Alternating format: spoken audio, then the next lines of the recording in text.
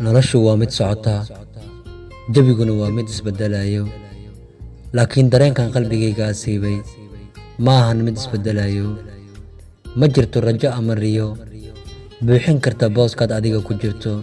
Ogow waxaa tahay garaaca qalbigayga, dhawaaqa qosolkayga, ilinta farxaddayda, hadafka noloshayda, qiimaha naftayda, sifaha farxaddayda, astaanta qalbigayga.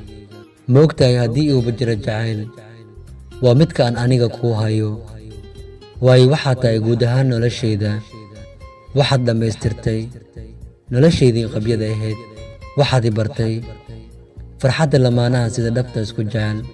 Nolosha adiga la'aanta waa sida geed qalalan oo aan wax miro lahayn. Markaan adiga ku helay, waxaan hamiyey nolol. Markaad adiga i weelisay, waxaan u hanqaltaagay mustaqbal. Ma hubo mustaqbal waxa uu la imaan doono, kaliya waxaan hubaa oo aan ogahay inaan adiga ku jeclahay, oo aan weligay ku jeclaan doono.